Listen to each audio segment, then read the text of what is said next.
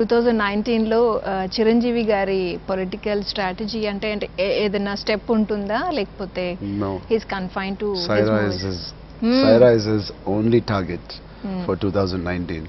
ఒక ప్రొడ్యూసర్ గా నాకు అదొకటే ఆయన ఫుల్ ఫ్లెడ్జ్డ్ గా మా సినిమాకే ఉండాలని నా కోరిక. అండ్ అంతగా కష్టపడుతున్నారు. నాకు కొన్నిసార్లు సిగ్గేస్తుంది, నిజంగా అంత కష్టపడుతున్నారు, మేము ఇంకెంత కష్టపడాలనేది అనిపిస్తుంది. ఇప్పటికీ మార్నింగ్ 5:30కి లేచి 7 o'clock షార్ట్కి ఎక్సర్సైజ్ చేసి మేకప్ చేసుకుని వెళ్తారు. అసలు ఎందుకు అలా చేస్తారు కూడా కొన్నిసార్లు అనిపిస్తుంది. ఆ చలిలో అంత డెడికేటెడ్గా ఉంది. So I'm lucky as a సన్గా కాదు, as a producer I'm very lucky to have an actor like him. అంటే ప్రొడ్యూసర్ గా చిరంజీవి గారిని పెట్టే సినిమాలు తీస్తారా లేకపోతే ఇంకొకరితో ప్లాన్ చేస్తారా? లేకపోతే అసలు ఈ సైరా నిజంగా చెప్పాలంటే ఇదే సంవత్సరంలో నాకు రాజమౌళి గారి సినిమా కూడా షూటింగ్ ఉంది. And I want to give my 150% for that film. అంత మంచి సబ్జెక్ట్, అంత మంచి అవకాశం.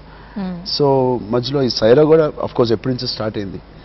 సో ఇదే మాకు చాలా చాలా బ్యాగేజ్గా ఫీల్ అవుతున్నాను. That I wish I finish one film and get on to that. So 2019 will be a very packed year for me in terms of taking care of Saira and doing Rajamouli Garu.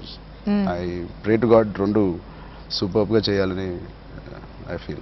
మరి సైరా ఇప్పుడు అంటే ఇప్పుడు ఎలా అయితే packed గా వచ్చారో అంటే సంక్రాంతి అలాగే టఫ్ కాంపిటీషన్ లో రిలీజ్ చేస్తారా లేకపోతే యాజ్ ఏ ప్రొడ్యూసర్ గా మీరు ఇంకేమైనా థింక్ చేస్తారా?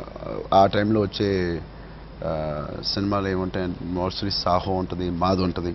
అండ్ ఇద్దరు మేము బాగా ఫ్రెండ్స్, యూవి అండ్ నేను ప్రభాస్. సో అందరూ మాట్లాడుకుని డెఫినెట్గా ప్రతి సినిమాకు ఒక మినిమం గ్యాప్ ఇచ్చుకుంటూ రిలీజ్ చేయడం అనేది కరెక్ట్.